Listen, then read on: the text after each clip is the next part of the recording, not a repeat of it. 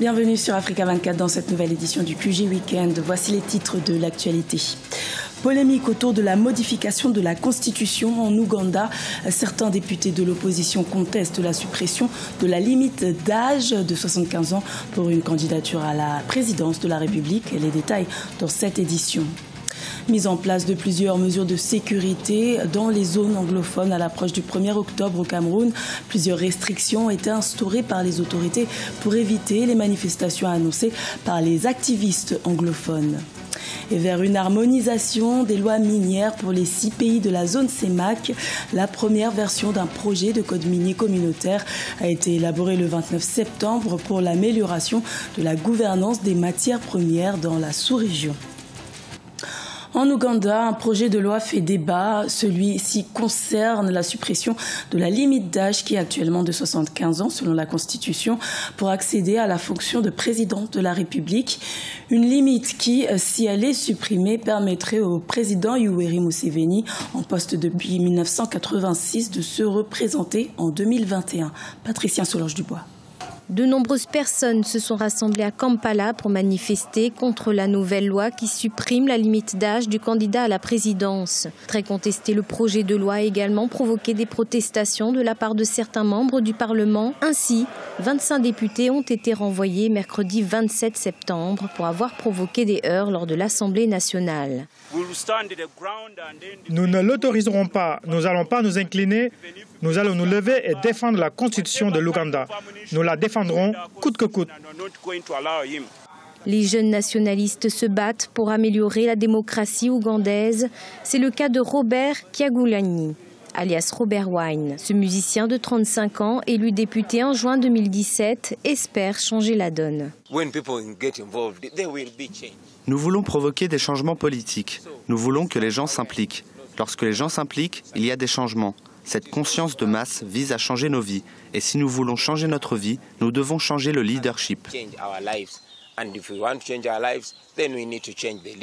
En 2005, la limitation à 2 mandats présidentiels avait été abolie par un amendement constitutionnel permettant ainsi au président Yoweri Museveni de se présenter pour un 3e mandat. La modification de la Constitution permettrait au chef de l'État de briguer à 77 ans un 6e mandat.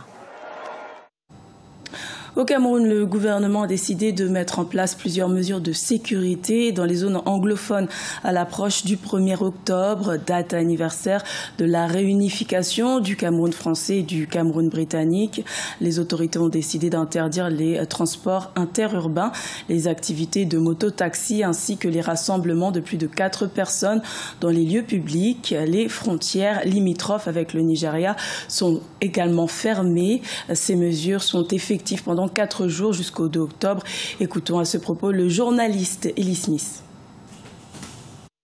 Ce qui se passe dans la région anglophone est qu'il y a un préparatif d'une manifestation que les anglophones estiment qui va culminer à célébrer leur indépendance.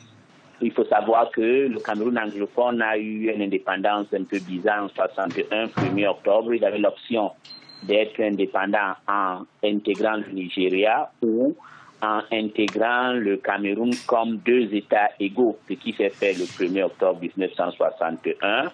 Mais le problème des anglophones, ils disent que depuis cette année à aujourd'hui, ils ont été roulés dans la farine, dans le traité de 61 qui unifiait les 2 Cameroun n'ont pas été respectés. Voilà pourquoi il y a une manifestation qui se prépare au Cameroun anglophone. Un code minier communautaire devrait bientôt entrer en vigueur dans la zone CEMAC. Les 6 pays se sont accordés le 29 septembre sur une première version pour harmoniser les lois minières. Le but étant d'améliorer la bonne gouvernance et la transparence dans le secteur des matières premières en Afrique centrale. Reportage de notre correspondante Viviane Bauken. Le Cameroun, la Centrafrique, le Congo, le Gabon, la Guinée équatoriale et le Tchad vont désormais disposer d'une législation minière harmonisée. L'esquisse du code minier remis le 29 septembre 2017 à la commission CEMAC pose les jalons d'un code communautaire adapté aux principes de la vision minière africaine. L'esquisse, c'est déjà un document de base sur lequel on s'est entendu sur les principes fondamentaux concernant la mise en place du code minier, un code minier, en tenant compte de la vision minière africaine. Les étapes suivantes qui vont avoir lieu, c'est de tenir compte des spécifications techniques au niveau des États qui ont déjà un code minier. Ce code minier dans son ensemble propose des termes communs en ce qui concerne les régimes miniers, les régimes fiscaux, les régimes de change et les régimes douaniers des États.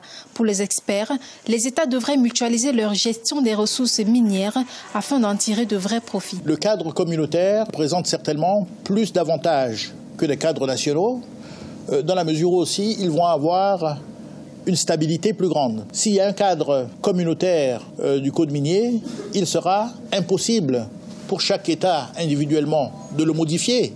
Cela ne pourra se faire que dans le cadre global et cela donnera ainsi plus de stabilité aux conditions économiques et financières afin d'attirer davantage d'investisseurs. La zone CEMAC dispose des gisements diversifiés et d'un énorme potentiel minier dont la superficie est estimée à 30 200 000 km². Avec la mise en place d'un corps de minier communautaire, les experts misent sur une importante rentabilité de la sous-région.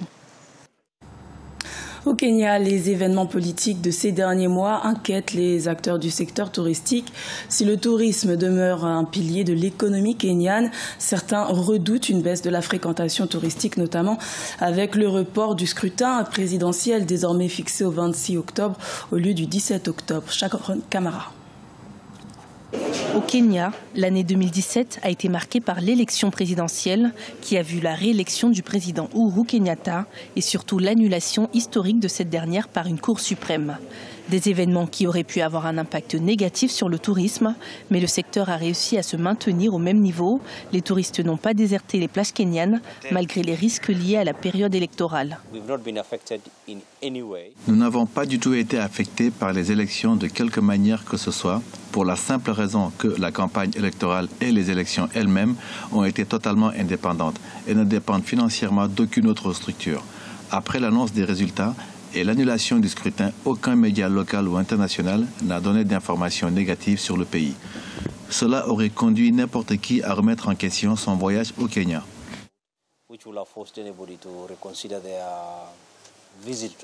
Le tourisme, qui est l'un des piliers de l'économie kenyane, a connu une hausse de la fréquentation en 2016. Celle-ci reste cependant inférieure au chiffre du tourisme de l'année 2011, qui est considéré comme un indice de référence. Le secteur du tourisme a rapporté un peu plus de 965 millions de dollars en 2016, selon les chiffres officiels du gouvernement. Cependant, la nouvelle élection à venir inquiète les professionnels du secteur. C'est vrai que nous sommes préoccupés par ce qui se passe, surtout que maintenant l'élection prévue pour le 17 a été annulée et il parle maintenant du 26 octobre. Il y a plein de doutes et de manière globale, ce n'est pas bon pour le business. Nous ne savons vraiment pas ce qui nous attend pour l'avenir. Les craintes des professionnels du tourisme résultent de la crise politique qu'avait connue le Kenya en 2007 suite aux élections présidentielles et législatives contestées. Une crise qui avait entraîné des violences sans précédent, provoquant ainsi une baisse de la fréquentation des touristes. Dans le reste de l'actualité, l'ancien athlète kényan Paul Tergat a été nommé à la tête du comité olympique kényan ce vendredi 29 septembre. L'ancien détenteur du record du monde du marathon aura la lourde tâche de se débarrasser des soupçons de dopage et de corruption qui planent sur le sport kényan. Notons qu'en mars 2017, le comité international olympique avait menacé de suspension l'institution kenyane en raison de retard dans sa refonte et dans l'élection d'un nouvel exécutif. Ce journal a été réalisé par l'ensemble de la rédaction. Merci de votre fidélité. Retrouvez dans un instant une nouvelle édition de l'information sur Africa 24.